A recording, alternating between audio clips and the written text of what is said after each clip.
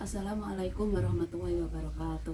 Halo teman-teman semuanya, perkenalkan nama saya Windy Sabrina Dewi, NIM 63040230082. Saya dari kelas 1C MBS, Prodi Manajemen Bisnis Syariah. Di sini saya akan melaksanakan tugas dari ujian tengah semester ganjil mata kuliah pengantar bisnis, yaitu dengan mereview materi dari awal selama setengah semester ini. Kita langsung mulai saja dari materi yang pertama, yaitu ada tentang pengantar bisnis. Nah, apa sih bisnis ini teman-teman? Jadi bisnis itu merupakan kegiatan baik individu maupun kelompok yang menghasilkan suatu hal yang menguntungkan, mulai dari produk fisik, non fisik sampai jasa. Nah, pelaku bisnis ini ada dua teman-teman, yaitu pelaku bisnis pemerintah dan pelaku bisnis swasta. Pelaku bisnis pemerintah itu biasanya bisnis yang dijalankan langsung oleh negara dan berfungsi untuk memudahkan masyarakat seperti infrastruktur dan pelayanan-pelayanan lain baik secara langsung maupun tidak langsung.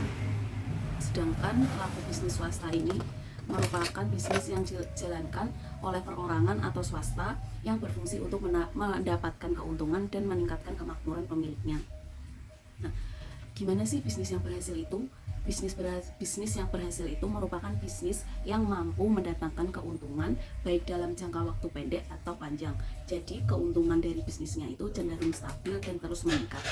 Nah, ciri-cirinya apa saja teman-teman? Yang pertama yaitu kinerja keuangan dari produktivitas yang menghasilkan laba mencapai target. Yang kedua, jasa atau barang dibutuhkan tepat oleh konsumen. Maksudnya tepat oleh konsumen ini sesuai dengan konsumen yang telah ditargetkan oleh perusahaan. Selanjutnya, kualitas jasa atau barang ini bagus atau berkualitas dan mengalami peningkatan terus-menerus. Selanjutnya, inovasi dan kreativitas selalu ada dalam setiap periode. Dan yang terakhir, karyawan atau anggota usaha berkomitmen dalam melakukan bisnis tersebut. Jadi, karyawan tersebut tidak menjadikan perusahaan itu batu loncatan bagi dirinya. Nah, selanjutnya ada tujuan bisnis. Buat apa sih kita berbisnis itu? Jadi secara umum, tujuan bisnis itu menyediakan produk berupa barang atau jasa untuk memenuhi kebutuhan konsumen serta mendapatkan keuntungan dari kegiatan atau aktivitas tersebut. Jadi kan kita berbisnis, kita menyediakan barang atau jasa untuk konsumen kita. Maka dari itu kita mendapatkan keuntungan dari kegiatan bisnis tersebut. Selanjutnya, yaitu ada mengapa sih kita harus berbisnis itu? Nah, jadi membuka usaha itu bukan hanya milik investor atau kebanyakan orang kaya lainnya. Membuka usaha sendiri adalah tentang kesiapan nyali dan mental yang cukup berani untuk menjalani tantangan hidup yang lebih menantang dan siap untuk memaksimalkan potensi diri. Banyak kok jenis-jenis usaha mikro dan kecil, menengah yang tidak memerlukan banyak modal terlebih dahulu. Nah, alasannya apa? Yang pertama, lapangan kerja itu tidak sebanding dengan pencari pekerjaan. Di zaman sekarang lapangan kerja yang semakin menipis, tetapi pencari pekerja semakin banyak. Yang kedua, ekonomi yang semakin sulit, namun tuntutan hidup selalu terus berjalan. Yang ketiga, gaji yang tidak cukup untuk menabung. Yang keempat, keinginan finansial mapan, namun suka-suka. Yang terakhir yaitu keinginan menyejahterakan masyarakat lain dengan membuka lowongan pekerjaan. Jadi dalam diri kita itu memiliki keinginan untuk menyejahterakan masyarakat dengan memberikan mereka lowongan pekerjaan dari bisnis kita sendiri. Materi yang kedua yaitu tentang kewirausahaan. Kata wirausaha berasal dari kata wira dan usaha. Wira berarti pejuang, pahlawan, manusia unggul, teladan, berbudi luhur, gagah berani, dan perwata agung. Sedangkan usaha berarti perbuatan untuk mencapai sebuah tujuan. Jadi secara etimologis wirausaha adalah pejuang atau pahlawan yang melakukan perbuatan untuk mencapai tujuan. Secara pengertian umum, kewirausahaan adalah suatu disiplin ilmu untuk mampu menghadapi tantangan zaman dan berani mengambil resiko. Selanjutnya kita masuk ke franchise. Franchise adalah sebuah metode pendistribusian barang dan jasa kepada masyarakat konsumen yang dijual kepada pihak lain yang berminat. Pemilik dari metode yang dijual ini disebut franchisor.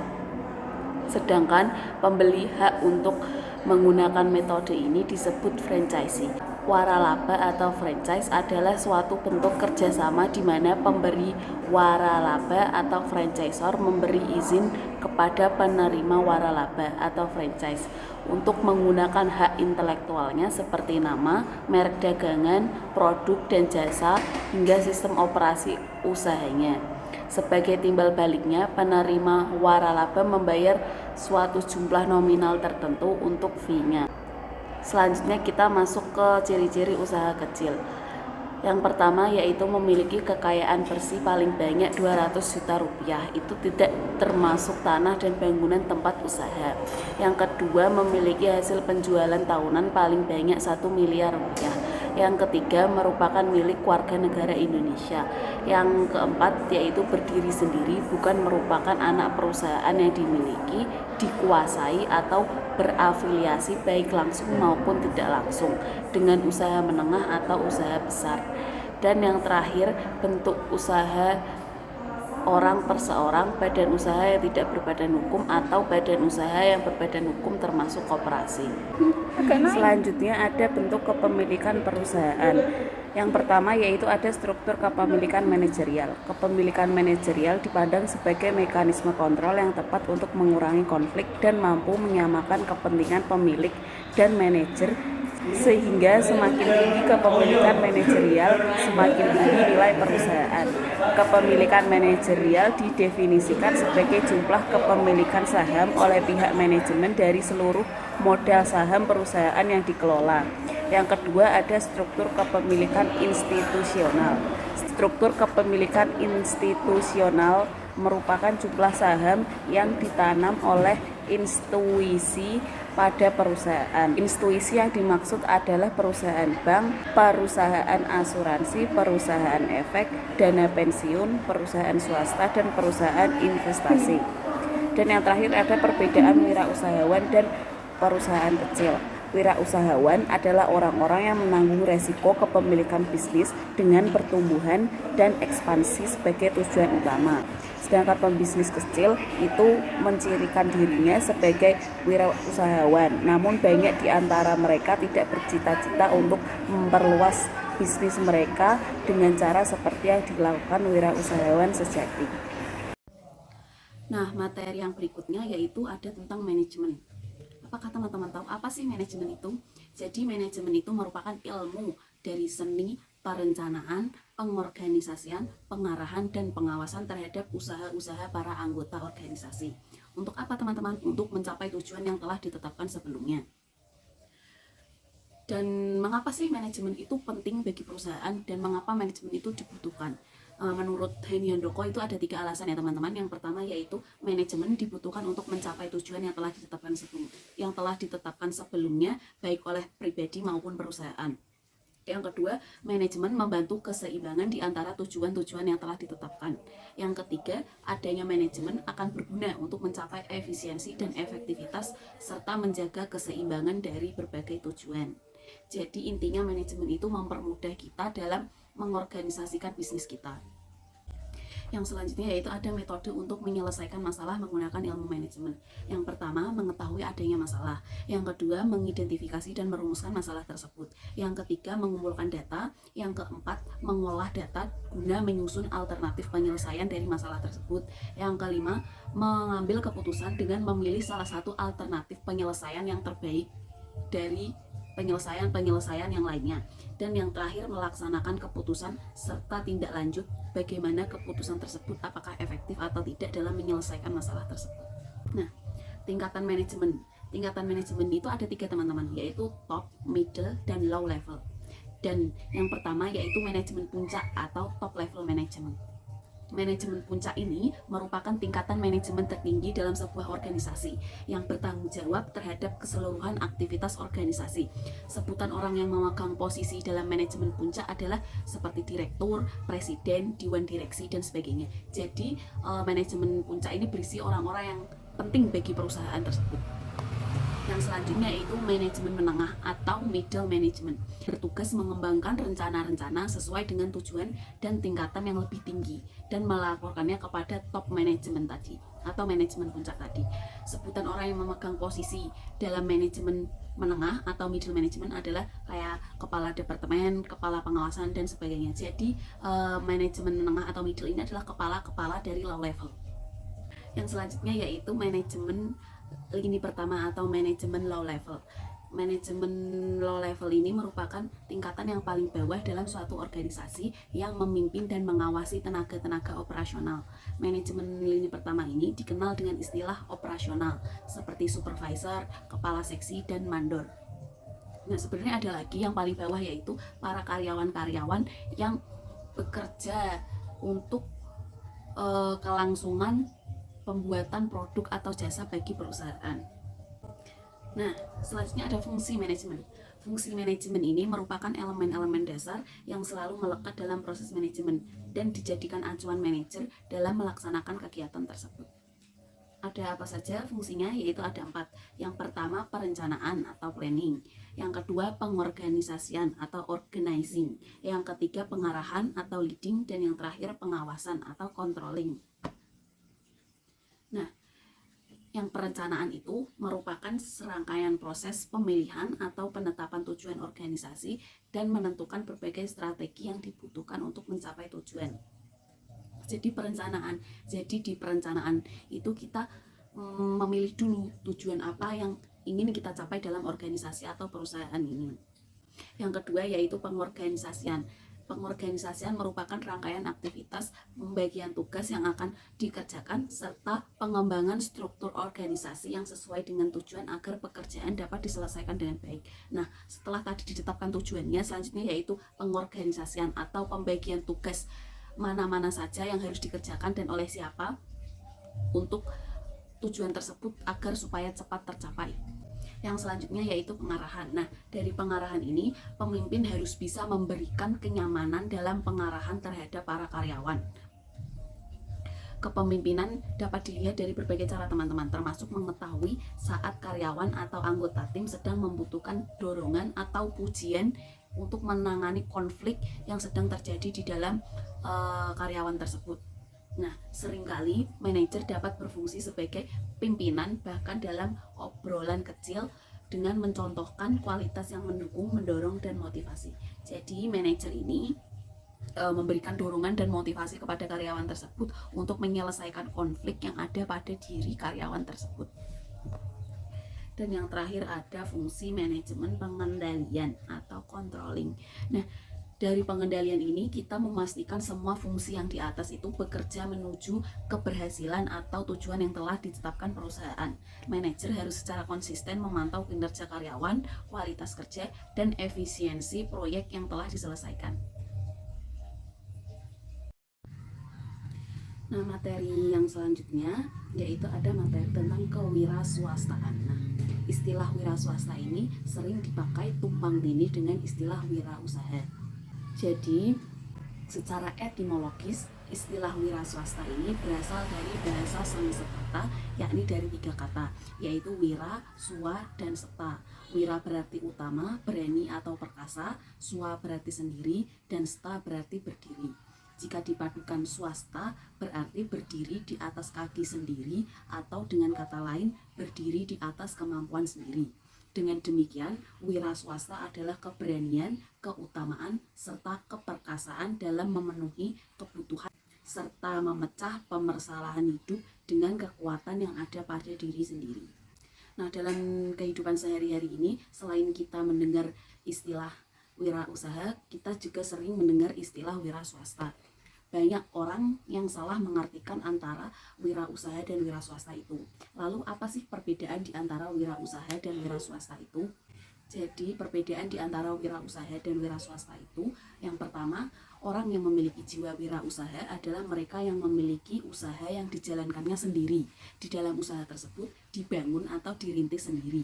Seorang usaha bisa sambil menjalankan usaha mereka sendiri sekaligus sebagai owner atau pemilik dari usaha itu. Sementara yang dimaksud dengan wira swasta adalah seseorang yang bekerja di sebuah perusahaan atau di tempat usaha orang lain atau sendiri. Dalam bahasa umumnya, wira swasta adalah karyawan atau karyawan untuk diri mereka sendiri yang bekerja di sebuah organisasi atau perusahaan dan diri mereka sendiri. Yang kedua, ditinjau dari ruang lingkup bisnis, seorang wirausaha menjalankan usaha bisnis mereka lebih dari satu bidang. Jadi sangat memungkinkan membuka usaha bisnis di bidang lain dan sebanyak mungkin sesuai dengan keinginan mereka. Tentu saja alasannya pun beragam. Ada yang memang karena passion, ada yang karena mengejar keuntungan yang lebih, dan yang lain-lain. Sebaliknya, wira swasta itu ruang lingkup bisnis yang mereka jalankan sebatas pada satu bidang saja. Sulit membuka peluang untuk usaha di bidang lain karena tuntutan maupun kewajiban. Seperti yang disinggung sebelumnya, jika wira swasta bekerja di tempat usaha orang lain, jika dia bekerja menjadi pelayan di restoran, maka hanya itu yang bisa mereka kerjakan, sehingga sulit bagi mereka untuk mengembangkan bisnis di bidang lainnya. Yang ketiga yaitu perbedaan wira swasta dan wira usaha yang paling menonjol adalah terletak pada mindset berpikir mereka. Mindset berpikir pada wira usaha memiliki karakter mandiri, berani mengambil resiko, dan memiliki jiwa kepemimpinan. Dari segi mentalitas itu, wira usaha ini terkesan lebih tahan banting, dan dari segi pemikiran pun mereka memiliki pemikiran out of the box, yaitu tidak seperti pemikiran biasanya, sehingga banyak ide, kreativitas, dan inovasi yang bisa mereka ciptakan. Sementara mindset berpikir wira swasta ini seperti pada umumnya orang biasa, jadi dari segi karakter mereka ulet dan bekerja keras, namun untuk kasus tertentu mentalitas seorang wira swasta ini tidak sekuat dan setahan banting mental seorang wirausaha. Seseorang wirausaha ini berani mengambil keputusan, sementara seseorang wira swasta ini umumnya lebih memilih berada di zona aman mereka. Seorang wirausaha dari lingkup visi memiliki bisnis plan. Tidak hanya itu saja, seorang wirausaha selalu bersemangat untuk mewujudkan visi yang mereka buat agar dapat menghasilkan keuntungan sebesar-besarnya. Seorang wira swastawan biasanya fokus usaha paruh waktu alias part-time, sementara fokus wirausahawan menuntut keseluruhan waktu di hidupnya. Misalnya nih, seseorang pekerja kantoran yang punya usaha warung kopi disebut sebagai wira swasta, karena fokus usahanya bukanlah sebagai pemilik warung kopi tersebut. Namun, kalau dia tidak lagi sebagai karyawan di perusahaan dan fokus secara penuh kepada usaha warung kopinya tersebut, maka dia bisa dikategorikan sebagai seorang wirausahawan. Perbedaan yang terakhir yaitu sebagian besar wirausahawan telah memiliki pemahaman kuat untuk selalu memperbarui pendekatan bisnis sesuai perkembangan teknologi yang ada dan yang terbaru. Sedangkan hal ini agak berbeda ya dengan wira swastawan yang relatif lebih tradisional dan cukup berpuas diri dengan target jangka pendek karena mereka memiliki pendapatan atau gaji bulanan dari perusahaan di mana tempat dia bekerja. Nah, ada beberapa contoh pekerjaan wira swasta yaitu seperti desainer grafis, penulis lepas, pelukis, ART, penjahit, dan lain-lain. Nah, jadi kesimpulan materi dari kewiraswastaan ini yaitu kewiraswastaan merupakan suatu profesi atau pekerjaan yang dilakukan oleh seseorang secara profesional di bidang dunia usaha atau bisnis. Wira swasta adalah seseorang yang mempunyai sikap mental yang positif sehingga berani berusaha di atas kemampuannya sendiri. Perbedaan paling mencolok pada cakupannya yaitu jika wirausaha lebih memikirkan keseluruhan penunjang yang berkelanjutan supaya bisnisnya tersebut terus berkembang, namun jika wira swasta lebih memikirkan dirinya sendiri, yaitu mereka cukup berpuas diri dengan pencapaian yang telah mereka capai dalam bisnis itu sendiri. Materi yang selanjutnya yaitu ada tentang struktur organisasi. Adanya struktur organisasi ini sangat diperlukan, terutama bagi mereka yang percaya bahwa bagian organisasi diperlukan guna menjamin manajemen yang efektif. Struktur organisasi ini dihasilkan dari keputusan manajerial mengenai 4 atribut penting, yaitu pembagian kerja, dasar departementasi, ukuran departemen, dan pendelegasian atau wewenang. Dalam proses pengorganisasian, manajer mengalokasikan keseluruhan sumber daya organisasi sesuai dengan rencana yang dibuat berdasarkan suatu kerangka kerja organisasi tertentu. Kerangka kerja organisasi tersebut disebut sebagai desain organisasi. Struktur organisasi pada dasarnya merupakan desain organisasi di mana manajer melakukan alokasi sumber daya. Nah, biar apa sih ada struktur organisasi itu? Fungsi struktur dalam sebuah organisasi yaitu memberikan informasi kepada seluruh masyarakat yang menjadi anggota untuk mengetahui kegiatan atau pekerjaan yang harus ia kerjakan, berkonsultasi atau bertanggung jawab kepada siapa, sehingga proses kerjasama menuju pencapaian tujuan organisasi dapat terwujud sesuai dengan perencanaan yang telah ditetapkan sebelumnya. Kejelasan gambaran struktur organisasi akan memberikan kemudahan bagi pimpinan untuk mendistribusikan jabatan kepada seseorang yang tepat, sehingga daya guna atau hasil guna dapat terwujud dengan baik. Nah, kejelasan gambaran struktur organisasi tadi dibagi menjadi 4, yaitu kejelasan tanggung jawab, kejelasan kedudukan, kejelasan uraian tugas, dan kejelasan jalur hubungan. Kejelasan tanggung jawab itu setiap anggota organisasi harus bertanggung jawab dan apa yang harus dipertanggungjawabkan. Setiap anggota organisasi harus bertanggung jawab kepada pimpinan atau atasan yang memberikan kewenangan atau pelaksanaan kewenangan itu harus dapat dipertanggungjawabkan. Yang kedua yaitu ada kejelasan kedudukan. Kejelasan kedudukan seseorang dalam struktur organisasi sebenarnya mempermudah dalam melakukan koordinasi maupun hubungan karena adanya keterkaitan penyelesaian suatu fungsi yang dipercayakan kepada seseorang. Yang ketiga yaitu ada kejelasan uraian tugas, yaitu kejelasan uraian tugas dalam struktur organisasi sangat membantu pihak pimpinan untuk melakukan pengawasan dan pengendalian, dan bagi bawahan akan dapat berkonsentrasi dalam melakukan suatu pekerjaan karena uraian tugas yang sudah sangat jelas. Yang terakhir ada kejelasan jalur hubungan. Dalam rangka pelaksanaan tugas dan tanggung jawab setiap karyawan atau pegawai dalam sebuah organisasi, maka dibutuhkan kejelasan hubungan yang tergambar dalam struktur sehingga jalur penyelesaian pekerjaan akan semakin efektif dan dapat saling menguntungkan satu sama lain. Nah, kita masuk ke bentuk organisasi. Yang pertama ada bentuk organisasi garis. Pada struktur organisasi ini, wewenang dari atas disalurkan secara vertikal ke bawahan, begitu juga sebaliknya. Pertanggungjawaban dari bawahan secara langsung ditujukan kepada atasan yang memberikan perintah.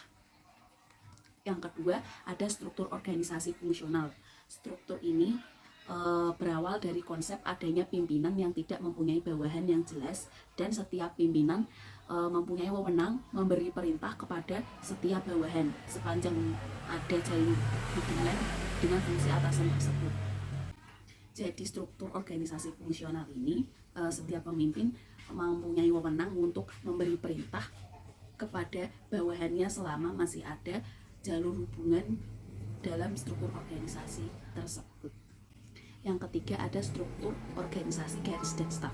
Ini merupakan struktur organisasi gabungan yang dikembangkan oleh Harrington Emerson.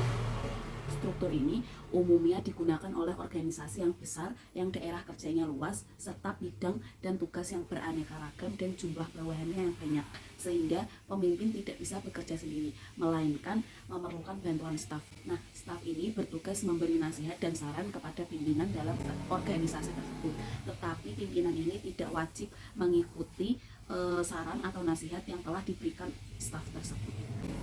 Selanjutnya ada struktur organisasi fungsional dan staf. Ini merupakan gabungan dari bermacam-macam struktur organisasi. Dengan memakai sistem gabungan ini memungkinkan memilih. Jadi keputusan yang menguntungkan itu dipakai dan yang merugikan itu ditinggalkan.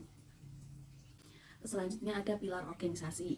Itu ada 4. Yang pertama pembagian kerja atau division of work. Yang kedua yaitu pengelompokan pekerjaan atau departmentalization. Yang ketiga penentuan relasi antar bagian dalam organisasi atau hierarki. Dan yang terakhir yaitu penentuan mekanisme untuk mengintegrasikan aktivitas antar bagian dalam organisasi atau koordinasi atau coordination.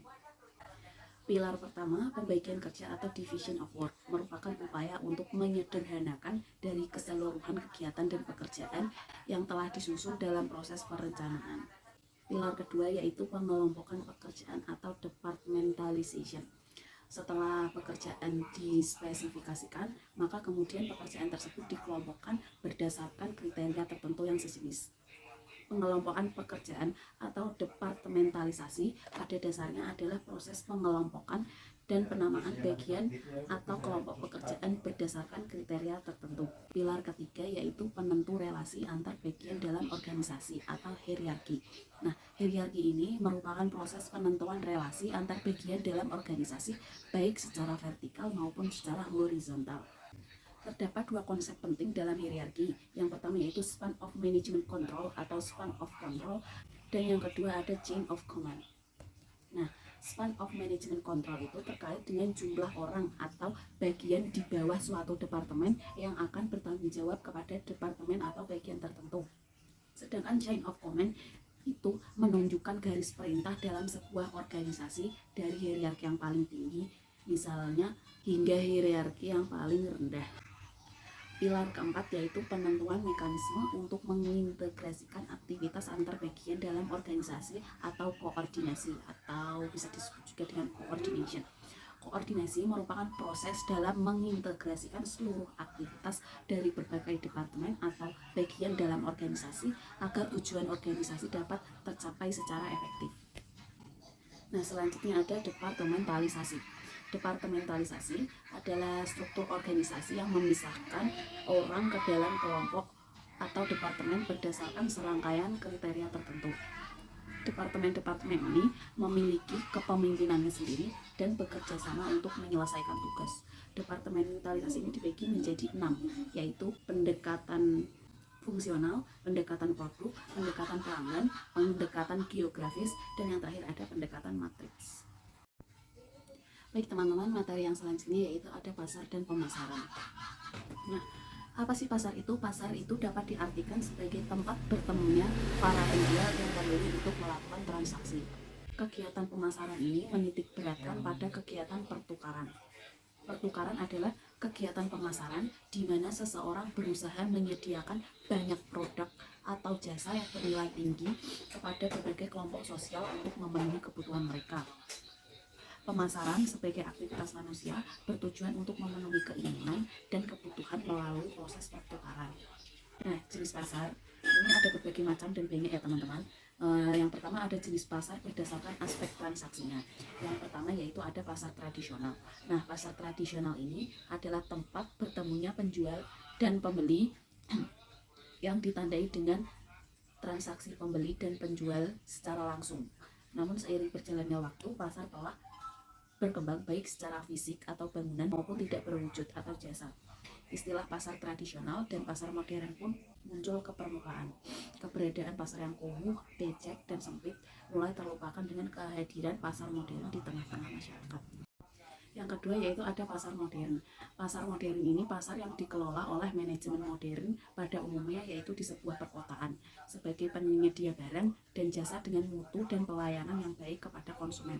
Di pasar modern, pembeli dan penjual tidak melakukan transaksi secara langsung, tetapi pembeli melihat label harga atau barcode yang tertera pada barang tersebut. Dan di dalam gedung mereka melakukannya secara mandiri atau biasa terjadi di swalayan, atau mereka memberikan layanan oleh staf penjualan. Jenis pasar yang kedua yaitu ada pasar berdasarkan aspek bentuk kegiatan, yaitu ada dua, pasar nyata dan pasar abstrak. Pasar nyata ini pasar yang memiliki berbagai jenis barang dagangan serta dapat dibeli oleh pembeli. Contohnya dari pasar nyata ialah pasar swalayan atau pasar tradisional. Sedangkan pasar abstrak ini merupakan pedagang yang tidak menawarkan berbagai jenis barang yang dijual serta pembeli tidak membelinya secara langsung. Contoh dari pasar abstrak adalah pasar online, pasar modal, pasar valuta asing, dan pasar saham. Selanjutnya ada berdasarkan aspek jenis barang. Jenis pasar berdasarkan aspek jenis barang ini ada dua, yaitu pasar konsumsi dan pasar produksi. Pasar konsumsi ini pasar yang memperjualbelikan berbagai jenis barang konsumsi guna memenuhi kebutuhan hidup manusia. Sedangkan pasar produksi itu pasar yang memperjualbelikan faktor-faktor produksi seperti tenaga kerja, mesin, tanah, tenaga ahli, dan lain-lain. Selanjutnya jenis pasar berdasarkan aspek waktu, yaitu ada 5. Yang pertama jenis pasar harian, yaitu pasar yang memperjualbelikan berbagai jenis barang konsumsi guna memenuhi kebutuhan hidup manusia. Yang kedua ada pasar mingguan, yaitu pasar yang dibuka setiap 1 minggu sekali. Umum dijumpai pada daerah desa atau kampung dengan penduduk yang relatif lebih sedikit. Contohnya seperti pasar Kliwon, pasar Pon, pasar Wage, pasar Pahing, dan pasar Legi. Yang ketiga yaitu ada pasar bulanan, yaitu pasar yang dibuka 1 bulan sekali, umumnya dibuka di daerah tertentu atau waktu tertentu. Selanjutnya ada pasar tahunan, yaitu pasar yang diselenggarakan selama 1 tahun sekali, seperti Pekan Raya Jakarta atau pasar Satu Suro dan lain sebagainya. Yang terakhir ada pasar temporer, yaitu pasar yang diadakan dalam waktu tertentu atau temporer dan sifatnya tidak rutin, seperti bazar komik, bazar K-pop, dan lain-lain sebagainya. Sedangkan jenis pasar berdasarkan aspek jumlah barang itu ada pasar eceran dan pasar grosir. Pasar eceran merupakan usaha perdagangan yang menjual barang dalam partai kecil. Contoh pasar eceran yaitu pedagang kaki lima, toko kelontong, dan pedagang asongan. Sedangkan pasar grosir yaitu usaha perdagangan yang menjual barang dalam partai besar. Pasar ini biasanya dimiliki pedagang besar dan pembelinya merupakan pedagang eceran. Selanjutnya ada jenis pasar berdasarkan aspek cakupan, yaitu ada 3: pasar lokal, nasional, dan internasional. Nah, selanjutnya kita masuk ke pemasaran. Pemasaran merupakan salah satu kegiatan utama yang harus dilakukan oleh setiap perusahaan, baik itu perusahaan barang maupun jasa, agar usahanya tetap menguntungkan. Hal tersebut disebabkan karena pemasaran merupakan salah satu kegiatan perusahaan di mana secara langsung berhubungan dengan konsumen. Dengan demikian, kegiatan pemasaran dapat diartikan sebagai kegiatan manusia yang berhubungan dengan pasar. Pemasaran merupakan faktor penting untuk mencapai sukses bagi perusahaan akan mengetahui adanya cara dan falsafah yang terlibat di dalamnya. Metode dan filosofi baru ini disebut konsep pemasaran. Konsep pemasaran tersebut dibuat dengan menggunakan 3 faktor. Yang pertama yaitu saluran perencanaan dan kegiatan perusahaan harus berorientasi pada konsumen atau pasar. Yang kedua, penjualan yang menguntungkan harus menjadi tujuan perusahaan, bukan penjualan demi penjualan. Yang terakhir, semua kegiatan pemasaran dalam perusahaan harus terkoordinasi dan terintegrasi dalam organisasi. Selanjutnya ada manajemen pemasaran. Manajemen pemasaran merupakan salah satu kegiatan utama perusahaan untuk menjaga kelangsungan perusahaan, perkembangannya, dan keuntungannya. Kegiatan pemasaran suatu perusahaan juga harus dapat memuaskan konsumen jika ingin usahanya tetap berjalan atau agar konsumen dapat melihat perusahaan yang lebih baik. Dalam melakukan manajemen pemasaran, ada beberapa tahapan. Yang pertama yaitu strategi pemasaran. Strategi pemasaran adalah pengambilan keputusan-keputusan tentang biaya pemasaran, bauran pemasaran atau campuran pemasaran, alokasi pemasaran dalam hubungan dengan keadaan lingkungan yang diharapkan dan kondisi persaingan. Yang kedua ada segmentasi pasar. Setiap pasar terdiri dari banyak pembeli dengan kebutuhan dan kebiasaan yang berbeda. Perusahaan mungkin tidak dapat memenuhi semua kebutuhan pembeli. Oleh karena itu, perusahaan harus merangkum pasar heterogen dalam unit pasar homogen. Selanjutnya ada market positioning, yaitu pola pasar perusahaan tertentu yang memberikan peluang terbesar bagi perusahaan untuk memperoleh posisi yang kuat, karena perusahaan mungkin tidak dapat menguasai seluruh pasar. Dengan kata lain, perusahaan harus memilih segmen pasar apa yang paling banyak menghasilkan penjualan dan laba. Selanjutnya yaitu ada market entry strategi. Nah, strategi perusahaan untuk memasuki segmen pasar baru yang dijadikan pasar sasaran penjualan. Dengan begitu akan mendapatkan pasar atau perluasan pasar sehingga mendapatkan pelanggan baru. Selanjutnya ada marketing mix strategi, yaitu seperangkat variabel yang dapat digunakan perusahaan untuk mempengaruhi reaksi konsumen. Variabel-variabel yang dapat mempengaruhi pembeli disebut dengan 7P, yaitu product, place, price, promotion, physical evidence, people, dan yang terakhir proses. Dan yang terakhir dari tahapan manajemen pemasaran yaitu ada timing strategi, yaitu penentuan saat yang tepat dalam memasarkan barang. Merupakan hal yang perlu diperhatikan. Meskipun perusahaan melihat peluang yang baik untuk menetapkan tujuan dan mengembangkan strategi pemasaran, bukan berarti perusahaan dapat segera memulai kegiatan pemasaran. Perusahaan harus lebih dahulu melakukan persiapan-persiapan baik di bidang produksi maupun di bidang pemasaran. Kemudian, perusahaan juga harus menentukan saat yang tepat bagi pelemparan barang dan jasa ke pasar. Materi yang terakhir yaitu ada perilaku karyawan. Nah, perilaku manusia. Manusia ini merupakan makhluk yang memiliki kecerdasan perilaku, pemikiran, dan emosional. Kecerdasan dibagi menjadi 3, ada IQ, EQ, dan SQ. IQ itu merupakan kecerdasan intelektual, EQ itu merupakan kecerdasan emosional, dan SQ itu merupakan kecerdasan spiritual. Nah, IQ ini digunakan untuk menganalisis potensi kecerdasan intelektual manusia, yaitu ada kecerdasan linguistik, kecerdasan matematik, atau logika, kecerdasan spasial atau kemampuan mengingat atau membayangkan, kecerdasan kinetik, kecerdasan musikal, kecerdasan interpersonal, kecerdasan intrapersonal, dan kecerdasan naturalis atau memahami alam. Sedangkan EQ itu digunakan untuk menilai kualitas kecerdasan emosional pada manusia. Di dalam EQ ini ada self-awareness atau kesadaran diri, self-regulation atau mengatur emosi, motivasi, empati, dan kemampuan bersosialisasi. Dan yang terakhir SQ itu digunakan untuk menilai potensi kecerdasan spiritual manusia.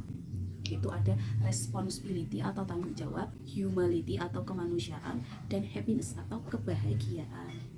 Selanjutnya kita masuk ke dalam perilaku karyawan. Nah, perilaku karyawan merupakan suatu bentuk tindakan yang dilakukan oleh anggota organisasi, dapat secara langsung maupun tidak langsung, yang mempengaruhi efektivitas kerja suatu organisasi. Organisasi sangat membutuhkan karyawan yang mempunyai motivasi yang tinggi dalam bekerja, karena seseorang yang mempunyai motivasi yang tinggi dalam bekerja akan memperoleh hasil kerja yang optimal, sehingga suatu pekerjaan dapat terselesaikan dengan baik.